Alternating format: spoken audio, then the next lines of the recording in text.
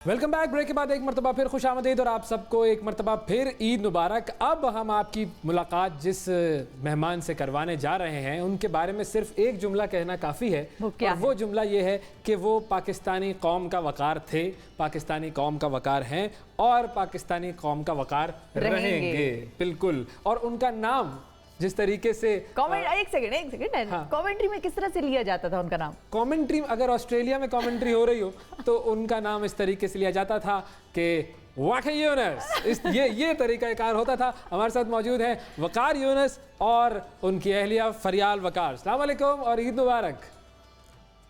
अस्सलाम, आप लोगों को सबको ईद मुबारक हमारी तरफ से।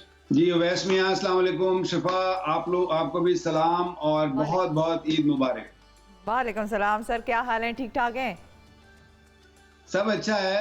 ईद थोड़ी सी फीकी थी इस दफा, लेकिन क्या करें। लेकिन overall another day, another beautiful day. हम लोग वैसे तो मनाएंगे ही, ये ऐसा तो नहीं है कि मनाएंगे नहीं ईद, लेकिन ये है कि नॉर्मल ईदों की तरह।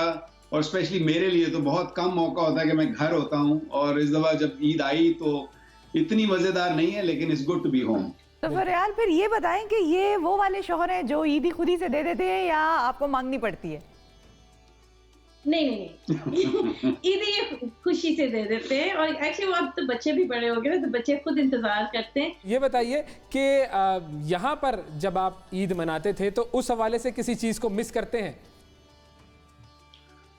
सब कुछ ही मिस किया जा रहा है इस साल तो, क्योंकि जैसे बताया कि ईद के दिन सुबह मैं और रज़ान और मेरे फादर इन लॉ हैं, वो लोग यहाँ आते हैं, फिर हम लोग इकट्ठे जाते हैं ईदगाह। यहाँ से कोई 10 मिनट्स 15 मिनट्स की ड्राइव है, तो बहुत बड़ी ईदगाह है। बहुत सारे लोग, बहुत पाकिस्तानी लोग और बहुत इंडियन भी उसमें होते हैं, और कल्चर के भी लोग होते हैं। तो वो ईद पढ़ने के बाद फिर आते हैं, वो लोग भी फिर इधर ही आ जाते हैं हमारी तरफ ही। फिर उसी तरह जैसे लोग वहाँ से जो हमारे जानने वाले या हमारे जो दोस्त अहबाब हैं, वो पहले घर जाते हैं, फिर घर से अपनी अपनी ईदी मिलके फिर वो लुक फॉरवर्ड, जैसे फरियाल ने कहा ना कि लुक फॉरवर्ड करते हैं कि इस घर में आना है। क्योंकि यहाँ पे फरियाल बहुत सुबह उठ जाती हैं और फिर टेबल सजा देती हैं, उसमें जो जो सवैयाँ से लेके तो जो जो आप मांग सकते हैं उस टेबल पर होता है।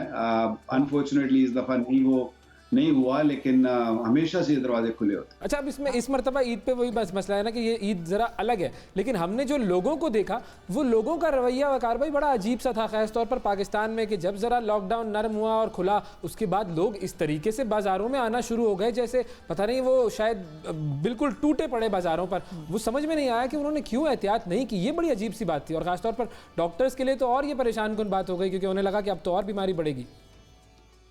देखिए, इस पे मैं एक सेकंड ये बात कर दूं कि लोग भूल जाते हैं कि रमजान का मतलब क्या है। ये बहुत सैक्रिफाइस करना पड़ता, कुर्बानी का महीना था, इबादत का महीना।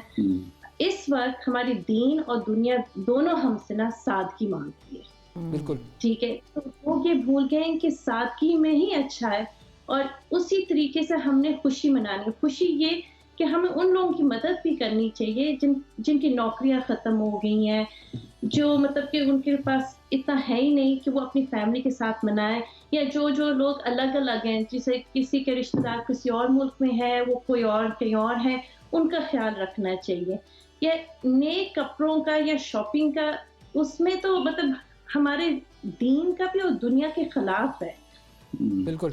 और स्पेशली जो हालात चल रहे हैं, बड़े अफसोस की बात है। हाँ, मैंने देखे, क्लिप्स भी देखे बहुत सारे में। हम लोग तो बेसिकली पिछले 8 हफ्ते से बिल्कुल घर में बंद हैं। बच्चे भी जो स्कूल है उनका, वो भी कंप्यूटर पे सारा कुछ स्कूलिंग करते हैं। तो हम लोग तो टोटली लॉकडाउन है। तो कभी जब वो सोशल मीडिया पे देखते हैं कि जिस तरीके से झमघट्टा और जिस तरीके से जूं ही लॉकडाउन थोड़ा सा खुला और लोगों ने ऐसे भूखे शेर की तरह जंप मारे हैं दुकानों पे, तो वो थोड़ा सा डर लगता है वो देख के। खौफ आता है कि यार ये कुछ जरूरी था, ये कोई बहुत जरूरी है कि ये करना, क्योंकि हालात अभी ऐसे नहीं है, हालात कंट्रोल में नहीं है, और ये एकदम हालात हाथ से निकल भी सकते हैं। तो काइंडली अभी भी हम अभी भी उसी पे स्ट्रिक कर रहे हैं जो मैंने आपसे गालिबन आई थिंक दो तीन हफ्ते पहले बात की थी कि बहुत जरूरी है हमारे लिए, पूरे मुल्क के लिए, एक इंसान, एक बंदे के लिए समझना कि खुदारा ऐसा मत करिए, क्योंकि आप सिर्फ अपनी जिंदगी खतरे में नहीं डाल रहे, आप जो आपके गिरदोनवा में आप सबकी जिंदगी खतरे में डाल रहे हैं। किसी एक की वजह से बहुत सारे लोग परेशान और मुसीबत में आ सकते हैं। कभी कभी तो ज्यादा गुस्सा आ रहा होता है देखकर वो वीडियोस और जिस तरह के हालात, लोग जिस तरह की हरकतें कर रहे होते हैं, गुस्सा आ रहा होता है कि यार किस तरीके से समझाया जाए इनको। नहीं, बिल्कुल सही है, बिल्कुल आप सही कह रही हैं।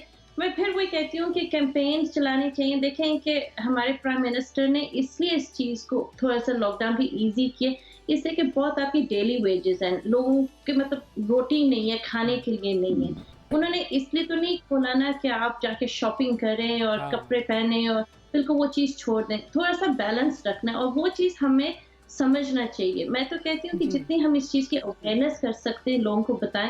मैं तो कहती हूँ इसकी सख्ती करनी चाहिए कि कभी हम ना करें। इतने रैपिडली आपके कुछ हफ्तों से या 10 दिन में आपके नंबर्स डबल होने शुरू हो गए। वो कंट्रोल ही नहीं होगा और लोगों को शायद उस वक्त तक नहीं एहसास होगा जब तक उनके अपने कोई मतलब इस तकलीफ से नहीं गुजरे।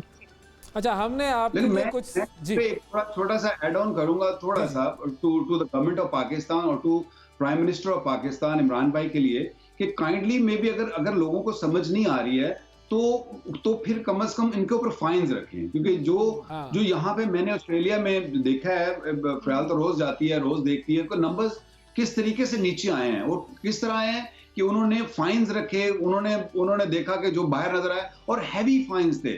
और हैवी फाइन्स जब तक नहीं रखेंगे और खुदारा ये इन बड़ी बड़ी दुकानों वालों को, ये जो बहुत बड़े बड़े शॉपिंग मॉल्स हैं, काइंडली इनको तो रोकें, इनको तो बंद करें। ये तो नहीं मर रहे ना। चलिए मैं समझ आती है कि ये जो डेली वेजेस वाला या जो रोजाना जिसको खाने की जरूरत है, जो बच्चों के लिए खाना चाहिए, उसको तो मजबूरी है कि वो बाहर निकले। लेकिन ये जो शॉपिंग और ये अल्लाह गुल्ला और नुमाइश पैसों की, यार इसको तो कम से कम खुदारा कंट्रोल करिए। बल्कि हम तो विनती कर सकते हैं, वही एटीट्यूड अपना लेना चाहिए जो वो अपने क्रिकेट में जब वो कैप्टन होते थे तो वो वाला एटीट्यूड खान साहब को अपना लेना चाहिए, गुस्से वाला और बिल्कुल हर एक को सही तरीके से रोब दबदबे वाला।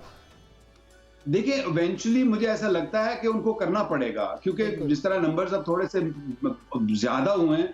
अच्छा किया हुआ, ये नहीं मैं कह रहा कि पाकिस्तान ने बुरा किया, अभी तक पाकिस्तान ने काफी नंबर्स कंट्रोल करके रखे हुए हैं, लेकिन इस पे परसिस्ट करना पड़ेगा, इसको लंबा लेके जाना पड़ेगा ताकि हम इसको जड़ से निकाल सके। जड़ से निकलेगा तो हर इंसान खतरे से बाहर होगा। तो कहीं ना कहीं इमरान भाई को वो एटीट्यूड, वो तरीकाकार या वो गुस्सा या वो कहीं ना कहीं करना पड़ेगा। मुझे नहीं मालूम अभी करेंगे या कुछ देर के बाद करेंगे, पर शायद ऐसा करना पड़े। अच्छा, अब जब उस एटीट्यूड की बात आ ही गई है तो क्या खान साहब को आपने कभी डांट खाई थी खान साहब से, और कौन सी वो डांट थी जो सबसे ज्यादा आपको याद हो, सख्त डांट?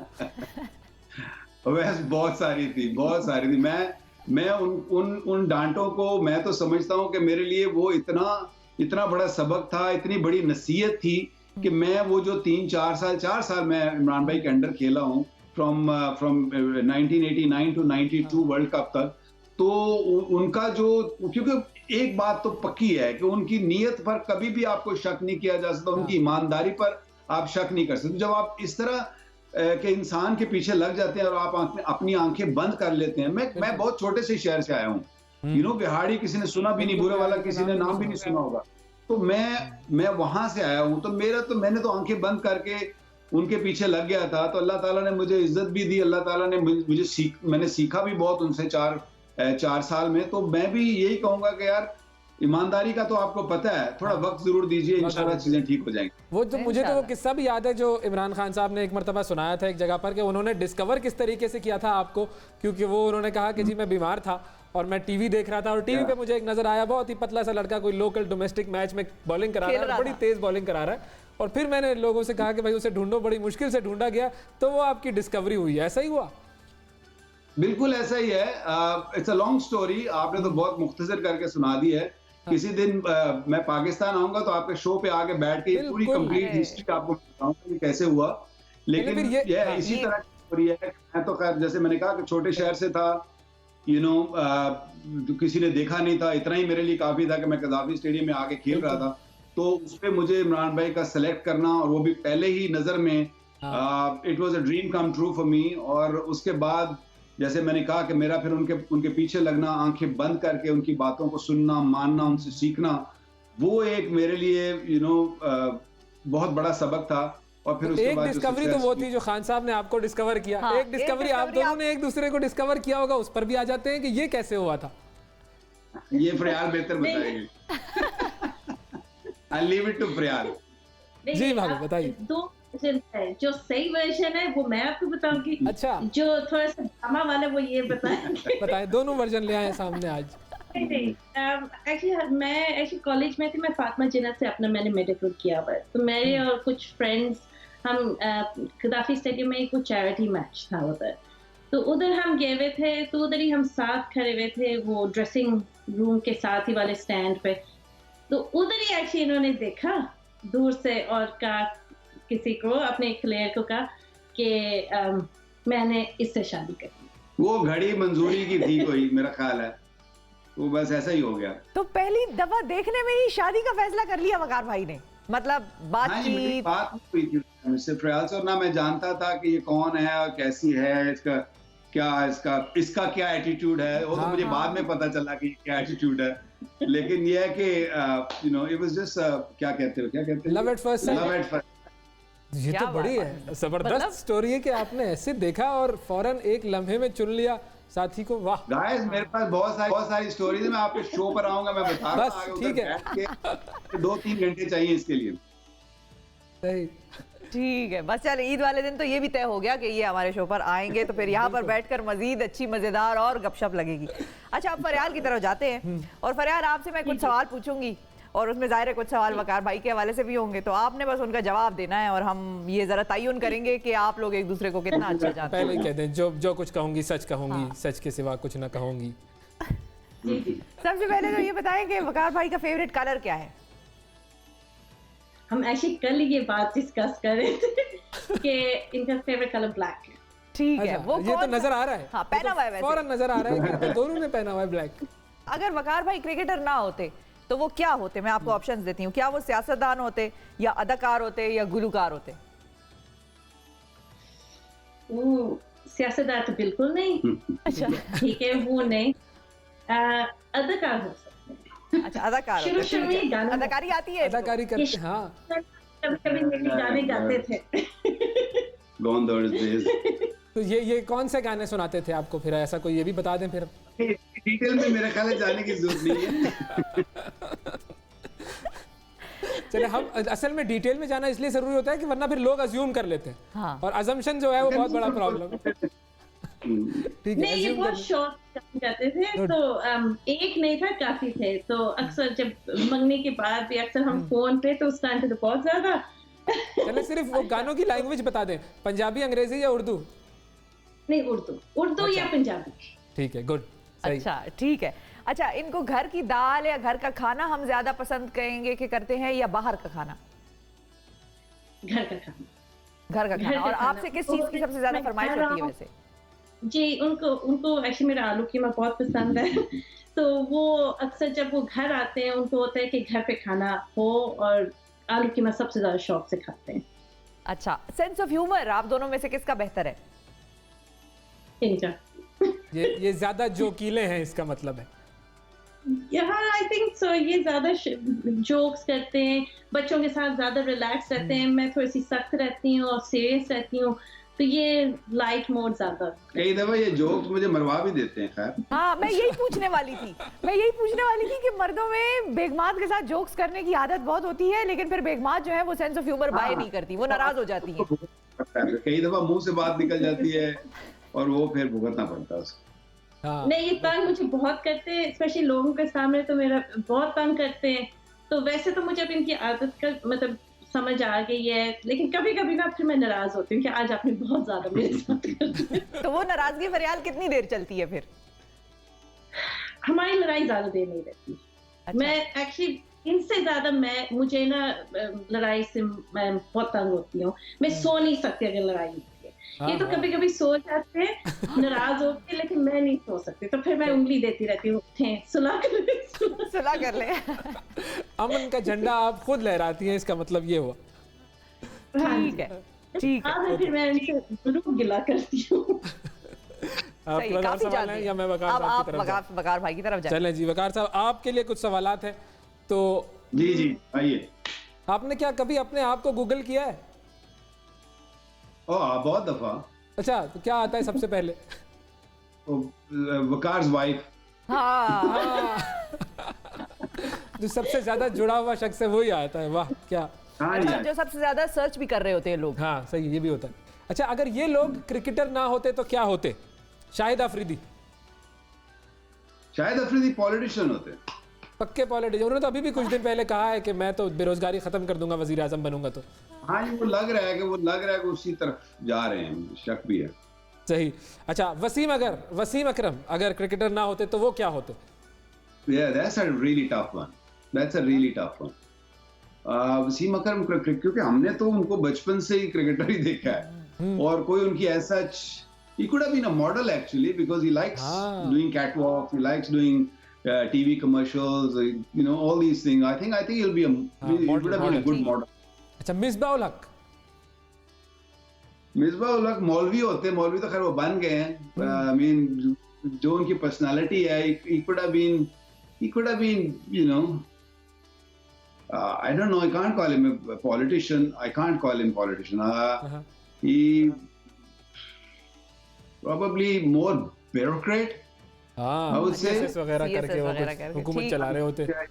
Because बड़ी humble और बड़ी quiet, बड़ी laid back kind of personality है, सोच के काम ज्यादा करते हैं। इमरान खान साहब अगर क्रिकेटर ना होते तो वो क्या होते? किसकी बात कर रहे? सॉरी, इमरान खान साहब। इमरान खान साहब अब तो खैर प्राइम मिनिस्टर है तो सोच के बात करनी पड़ेगी, क्योंकि उनकी भी लाइफ में काफी सारी फ्लक्चुएशंस हुई हैं। कहाँ वो, मेरा मतलब है, टॉप क्रिकेटर्स और यू नो डिफरेंट कैरेक्टर थे पहले, फिर then he turn into a very religious man now. I mean क्योंकि इतनी फ्लक्चुएशन हुई है कि उनको खैर आई नेवर थॉट कि he would be a politician. मैं हमेशा ये सोचता था कि ये, I mean, very honest cricketer of course, और उसके बाद I thought he would have been a big social worker, which he still is. लेकिन ये पॉलिटिक्स में आना और इस तरीके से करना, that is something, you know, very very different for me, new for me. अच्छा, आपके दौर में कौन सा ऐसा खिलाड़ी था जो टीम में रोजाना नए नए बहाने लेकर आता था? कभी मतलब वर्कआउट ना करने के, या कभी लेट आने के, या कभी लेट आने के? कौन था सबसे ज्यादा बहानेबाज? गाइस, मैंने क्योंकि मेरा टेन्योर खेलने का है, कप्तानी का है, कोचिंग का है, और फिर मैंने ये लीग्स वाले भी कोचिंग की, तो मेरे बहुत सारे टेन्योर हैं। खेलने के किस टेन्योर का सवाल है कि जब मैं कप्तान था, या मैं एज अ प्लेयर था, या एज अ कोच था। प्रॉब्ली कोच जब होगा तो I can assess those guys bit better, but otherwise it is different era. तो फिर तो आपको अंदर की बातें पता होती है ना प्लेयरों में, you know, there are characters, you know, there are so many characters जिनको आपको हैंडल करना पड़ता है। तो मेरे कोचिंग के दौर में of course there were few, you know, Umar Akmal was one of them, very difficult character. Ahmed Shahzad was a tough man to handle at times, but great talent, you know, outstanding talent. Yeah, but sometimes it was difficult to handle them. हाँ, और ऐसा कौन सा था आपके साथी cricketers में जो सबसे अच्छे गाने गाता हो? Shoaib Akhtar was not bad actually, but then Shoaib Akhtar came very late. हमारे उससे पहले मुश्ताक अहमद साहब का एक्चुअली ओवैस मसला ये है कि मेरे सारे जितने भी दोस्त हैं ना, वो सारे हो गए मौलवी, जिनमें सईद अनवर, इंजमाम उल हक, मुश्ताक अहमद, ये सारे जो हो गए ना, जो मेरे बहुत क्लोज थे, सारे मौलवी हो गए। एक जमाने में ये भी काफी माशाल्लाह अदाकार भी अच्छे थे, सिंगर भी अच्छे थे, इनको सब इनकी क्वालिटीज थी। तो मुशी भी बहुत कोशिश करता था गाना गाने की, unfortunately it was not very good दो। सही। अच्छा, आपकी बॉल पर जब फील्डर कैच छोड़ता था तो पहला रिएक्शन क्या होता था, या पहला जुमला क्या आपके मुंह से निकलता था? तो ये टीवी पे थोड़ी निकाल, तो बाबा आपको तो पता है कि ये टीवी पे नहीं कहा जा सकता। सही है। अच्छा, इंडिया के कौन से खिलाड़ी को आप जब फेस करते थे और उसको आउट करते थे तो सबसे ज्यादा खुशी होती थी? अनफॉर्चुनेटली इंडिया ने ना पिछले 25-30 साल से वैसे पाकिस्तान के अगेंस्ट कोई क्रिकेट खास खेली नहीं। इवन हमारा दौर भी था, उसमें भी क्रिकेट मैंने अपने पूरे टेन्योर में, अपने 88-89 टेस्ट मैचेस में, मैंने सिर्फ 4 टेस्ट मैच इंडिया के अगेंस्ट किए। 2 वेरी स्टार्ट ऑफ द जब मेरे डेब्यू में, और 2 राइट एट द एंड। तो मैंने इतनी ज्यादा क्रिकेट खेली नहीं। सचिन तेंदुलकर को खैर मैंने बहुत दफा आउट किया, जितने हाँ, भी बिल्कुल। वनडे क्रिकेट और टेस्ट मैच क्रिकेट हुई है उसमें मैंने उनको काफी दफा आउट किया। I don't know the exact number but I got him few time. सही। अच्छा, फाइनली ये भी बताइएगा कि कौन सा ऐसा स्पोर्ट्स है जो क्रिकेट के अलावा आपको पसंद है? Golf. Golf? I knew you से दिस हाँ, समथिंग। फौरन उन्होंने कह दिया। गोल्फ तो वैसे I love my golf. That's my getaway kind of a time where I relax, where I go out there and play my golf. आजकल हर रोज gate एक तरफ तो अच्छा, हर रोज एक तरफ इतना फास्ट गेम क्रिकेट और एक तरफ इतना धीमा गेम गोल्फ। हाँ I think वो जो आपकी एज भी आ रही है ना साथ साथ, तो बेटर है कि वैसी स्पोर्ट्स खेली जाए जिसमें ज्यादा एक्सर्शन ना हो। सही। हाँ। अच्छा, एक और सवाल भी है मेरे जहन में, ये बताएं जब बड़े जोश में मतलब आप मैदान में जाते थे, बॉल कराते थे और आगे से बॉल पे छक्का पड़ जाए तो क्या होता था? ऑफ कोर्स मायूसी होती थी। आप प्लान कुछ लेके जाते थे और आगे से बैट्समैन का प्लान कुछ और होता था। तो इट हैपेंस, क्रिकेट में बहुत सारे अप्स एंड डाउन्स देखे हैं लाइफ में, लेकिन ये है कि there are lot more ups than downs. बिल्कुल यही है, अप्स एंड डाउन्स तो आते रहते हैं और वही जब आपको छक्का पड़ता है तो ही अगली बॉल पर उस खिलाड़ी को आउट करने का फिर जज्बा आता मजीद है। जज्बा बढ़ता है। ऑफ कोर्स बिल्कुल सही। ऐसा ही है। वकार भाई और फरियाल साहिबा, आप लोगों ने ईद का जो ये वक्त हमारे साथ गुजारा, बहुत शुक्रिया अदा करेंगे। हमारे लिए भी हमारी ईद का वकार भी बुलंद हो गया इस वजह से। और बहुत बहुत शुक्रिया आप दोनों का, बड़ा मजा आया। आपसे पहले भी हमने गुफ्तगू की इस पेंडेमिक के टाइम में और लोगों को कोशिश की अवेयरनेस देने की कि इस टाइम में प्लीज अपना भी ख्याल रखिए, लोगों का भी ख्याल रखिए, और बहुत अच्छा लगता है आप लोगों से बात करके। फरियाल साहब, आपकी तरफ से कोई डॉक्टर्स के लिए कुछ पैगाम, अगर डॉक्टर्स क्योंकि ज़ाहिर है वो फ्रंट लाइन पर काम कर रहे हैं। कि वैसे तो सबको ईद मुबारक, लेकिन खास मेरे हेल्थ वर्कर्स को जो अभी भी ईद वाले दिन पे भी काम कर रहे हैं, आप लोगों की खिदमत कर रहे हैं, लोगों का ख्याल रख रहे हैं, उनकी भी फैमिलीज हैं जो कुर्बानी देते हैं कि उनकी फैमिलीज काम पे जाएं। बिल्कुल ठीक, बहुत शुक्रिया आप दोनों का, और एक मरतबा फिर बहुत बहुत ईद मुबारक। Thank you. तो ये थे जी वकार यूनुस साहब और फरियाल वकार साहिबा, और बड़ी ज़बरदस्त बातें हुई इनसे।